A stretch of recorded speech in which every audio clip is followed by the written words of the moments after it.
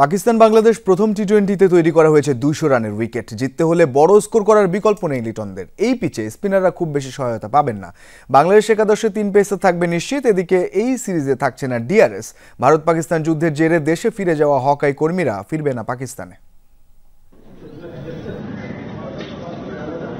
দর্শক, এই মুহূর্তে যে উইকেটটি দেখতে পাচ্ছেন সেটি লাহোরের গাদ্দাফি স্টেডিয়ামের উইকেট।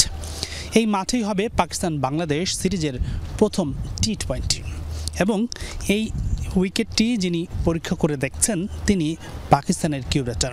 তবে এই ব্যক্তিটিকে কি আপনার চেনাচেনা মনে হচ্ছে? তিনি কিছুদিন আগেই বাংলাদেশ ক্রিকেট বোর্ডে মিরপুরের হোম অফ ক্রিকেট সহ দেশের অন্যান্য ভেন্যুতে কাজ করে বেশ সাড়া ফেলেছিলেন। তিনি প্রখ্যাত কিউরেটর টনি হ্যামিং, যিনি এখন পাকিস্তানে আছেন, পাকিস্তান ক্রিকেট বোর্ডের হয়ে উইকেট তৈরি করছেন। সেই টনি হ্যামিংয়ের তত্ত্বাবধানে তৈরি হচ্ছে পাকিস্তান বাংলাদেশ টি-20 সিরিজের পিচগুলো। এই পিচেই কদিন আগে খেলা হয়েছে পিএসএল ফাইনাল, তাই তো এই ম্যাচটা হাই স্কোরিং হবে সেটা হলফ করে বলাই যায়।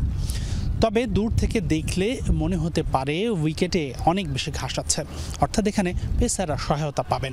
তবে আদতে কিন্তু তেমনটা নয়। লাহোরের ঘাসকে চোখের ফাঁকি বা মরিচিকা বলা হয়ে থাকে, কেননা এই উইকেটটা দেখতে যতটা গ্রিনিশ, বাস্তবে তার কর্মকাণ্ড কিন্তু মোটেও তেমনটা নয়। ম্যাচের শুরুতে ইনিশিয়ালি পেসাররা কিছুটা সহায়তা পেয়ে থাকে, কিন্তু এর পরবর্তীতেই পুরোটাই রাজত্ব থাকে ব্যাটারদের। আরেকটি বিষয় যে এখানকার উইকেটের সাম্প্রতিক পারফরমেন্স বলছে স্পিনারদের খুব বেশি প্রাধান্য থাকার কথা নয়।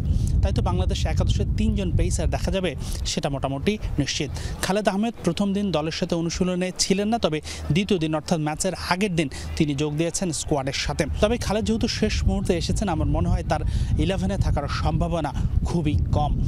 তবে পাকিস্তান এবং বাংলাদেশ সিরিজ শুরুর আগে শেষ মুহূর্তে জানানো হয়েছে যে এই ম্যাচে থাকতেছে না হকাই টেকনোলজি, অর্থাৎ ডিআরএস সাপোর্ট কিন্তু থাকছে না এবং পাকিস্তান ক্রিকেট বোর্ড সেটা নিশ্চিত করেছে।